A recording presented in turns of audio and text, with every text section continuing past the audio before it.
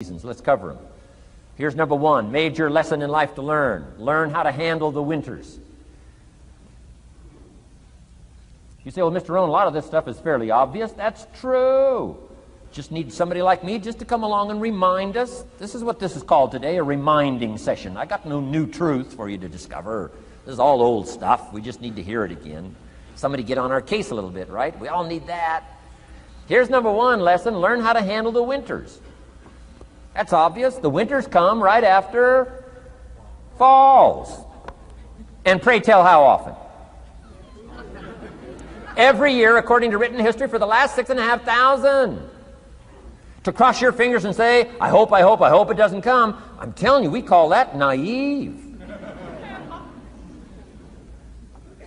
Now, there's all kinds of winters. Not just the winter of the season. But there's all kinds of winters. Winter time, the down time, the discouraging time. One writer called it the winter of discontent. The winter when you can't figure it out, the winter when it all goes wrong. Economic winters, social winters, political winters, and personal winters. When your heart is smashed in 1,000 pieces, the nights are unusually long. It's called winter time. Barbara Streisand sings, it used to be so natural to talk about forever, but used to be's don't count anymore. They just lay on the floor till we sweep them away.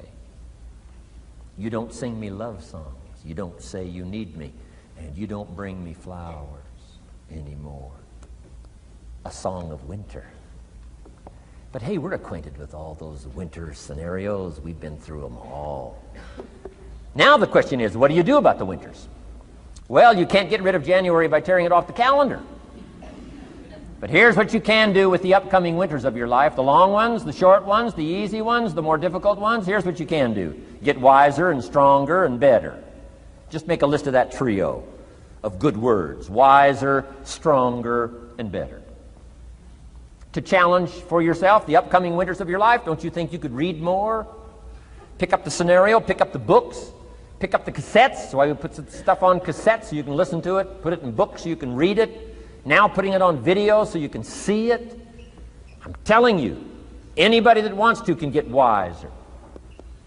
Next is stronger. Anybody can get stronger. If you're willing to do the push-ups, you can get stronger.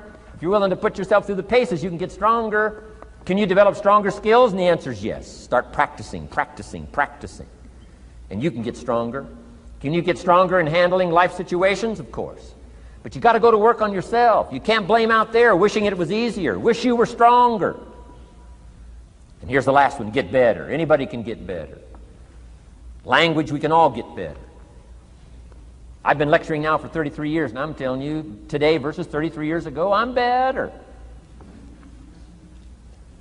First time I gave a talk, I stood up, my mind sat back down. I mean, you know, I've been through that whole deal.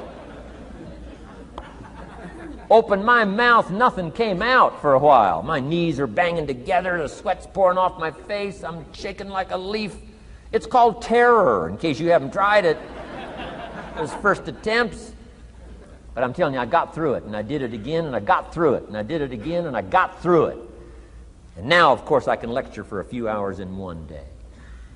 Anybody can get better. Develop the skills, okay? Handle the upcoming winters. Don't wish away the winters. That's called naive. Wish for the skills. Wish for the strength. Wish for the wisdom. Here's the second major lesson in life to learn. Learn how to take advantage of the spring. Uniquely enough, spring follows winter. And pray tell how often? 6,500 times. I mean, those are good odds. I'd gamble on it one more time. I mean, those are good odds. Every time. You can't beat those odds. Spring is called opportunity. Another day is called opportunity. Days follow nights. How about that? And how often? Every day. But now here's what we must learn to do with opportunity. Underline two strategic words in that sentence. Take advantage. Just because spring comes is no sign you're going to look good in the fall. You've got to take advantage of it. You've got to do something with it. Read every book you can on what to do with your springs, what to do with your opportunities, what to do with your days, what to do with your chances. Don't miss the educational process. Don't miss the process of learning. To understand, opportunity keeps coming, but the key is taking advantage, taking advantage. Everybody in this room's got to learn to do one of two things: plant in the spring or beg in the fall. And it doesn't mean you can't become a sophisticated beggar, but you don't need the reputation. Learn to plant in the spring, take advantage. And there's an urgency here on springtime because there's just a few springs, handful of springs offered to each of us. So take advantage swiftly and quickly. Don't just let the time pass. The Beatles wrote, "Life is very short." And for John Lennon, it was extra short. For Michael Landon, it was extra short. But life is short. At the longest, it's short. So don't just let the springs pass. Take advantage. Seize the day. Seize the moment. Seize the opportunity. That's the key. Springtime. Life is fragile. Life is brief. Elton John sings, "She lived her life like a candle in the wind." It's fragile. It's brief. Whatever you're going to do, you got to get at it. Don't just let it pass away. Here's major lesson number 3. In the summer, learn how to nourish and protect. We've got 2 challenges in the summer in the personal development part of our life. And that is become capable and powerful enough in the summer and wise enough in the summer to nourish what's good and defend yourself against what's bad. Nourish and defend. The summertime is an interesting time. It holds the possibility of the promise of harvest time, but it also has the possibility of the threat. Sure enough, as soon as you've planted your garden, the busy bugs and the noxious weeds are out to take it. And let me give you another word of advice. They will take it unless you prevent it. Summertime is an interesting time. Best as I can describe summertime, you got to nourish your values like a mother. Nourish like a mother. Go after the threat to the values you've got like a father. Deal with the weeds. Kill the weeds. Nourish the garden and kill the weeds. That's called summertime. What a challenging time. Give life like a mother. Take life like a father. Summertime. You got to deal with the negative as well as the positive. Summertime is a unique, complex mix of positive and negative. Opportunity and threat. What a scenario of life itself. Opportunity and threat to the opportunity. And you got to deal with both. You got to think positive and you got to think negative. You got to handle what's ever out to threaten you. You got to learn to threaten it back. Summertime. Interesting time. Nourish like a mother. Defend like a father. You got to be like your bloodstream in the summer. Red corpuscles to what? Nourish. White corpuscles to what? Fight. You got to both nourish and fight. You got to nourish and be vigilant. Okay. White corpuscles think negative. You can't just think positive. We call you naive.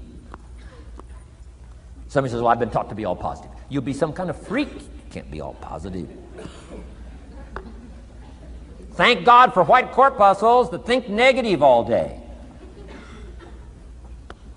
Guess what white corpuscles are looking for all day? Problems, infection. White corpuscles say, "Just show me some infection, I'll kill it." Why? It's out to kill the body. It's out to kill our chances. It's out to kill our future. Whatever threatens us, we threaten. I'm asking you to take sword to your enemies. Whatever's out to threaten you, threaten your health, you got to threaten it back. Like white corpuscles. Kill what's evil. Nourish what's good. Love like a mother. Hate like a father. Father says to whatever threatens his family, take 2 or 3 more steps toward this family and threaten my family, you'll cease to exist. I'm father, I kill.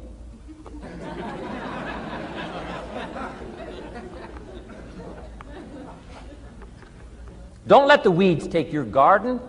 Wreck your chances for a good harvest? Deal with your enemies in the summer. Called good and evil. The great struggle in life is called good and evil. Tyranny and liberty. Sickness and health. It's the way life is. Tyranny threatens liberty, takes over Kuwait. Can't have that. If tyranny takes Kuwait, it'll take Saudi Arabia. If it takes Saudi Arabia, it'll take something else. Where are we going to stop tyranny? As soon as possible, lest it take the whole world value. So George Bush draws a line in the sand, consults with its allies, sends 500,000 troops to Saudi Arabia. Finally, Desert Sword, Desert Storm, takes care of the matter. I'm asking you in the summer, nourish like a mother, threaten whatever threatens you like a father. Now you can also turn around the scenario, that's true. Love like a father, hate like a mother. Give life like a father, take life like a mother. You can turn the scenario around. The key is both love and hate. Single parents have got the greatest challenge. Love like a mother, hate like a father. Love like a father, hate like a mother. Nothing more dangerous than an angry mother.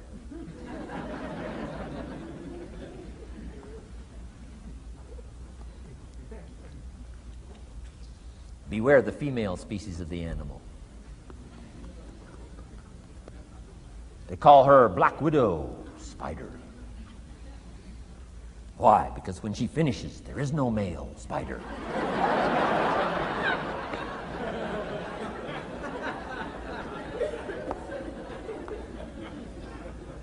I saw this article. I was flying on an airplane up in Canada. I saw this article in one of the airplane magazines. Showed a picture of this guy with his shirt off, these claw marks down his back, teeth marks in his neck. The guy almost got killed. He was out in the woods, saw a mama bear with her little cub. Said, oh, this looks cute. Had his flash camera, went flash, flash, took a picture. Mama bear treats it unkindly, promptly chases him. Caught him, almost killed him before they got to him. Beware mama bear. So, love like a father, hate like a mother. However you want to treat this scenario, it's very important. It's called summertime. Part of the personal development challenge is to be challenged to learn to nourish all of your values, from a garden to a family relationship, to a love affair, to a marriage, to a business, anything that's valuable to you called equity. You've got to nourish it, you've got to feed it, you've got to take care of it, but you've also got to defend it. It's called the way things are. Key. In the summer. Now here's number 4. Fourth major lesson in life to learn. In the fall, in the harvest, learn to reap in the harvest without complaint. Important part of personal development. Reap in the harvest without complaint. Take full responsibility. Once you've learned this scenario, it's not the seed, it's not the soil, it's not the sunshine, it's not the rain, it's not the miracle of the giving of life, it's not the seasons that's to be criticized. We must take personal responsibility. So in the harvest, take personal responsibility. It's your crop. Whatever you've reaped, it's your crop. Take responsibility. No complaint. And here's the next one. No apology. The best of human maturity is no apology if you've done well, and no complaint if you haven't. Knowing that that's where the answers lie, within, and then without, in the miracle of the possibilities that we have to work with. Those are the 4 major lessons in life to learn.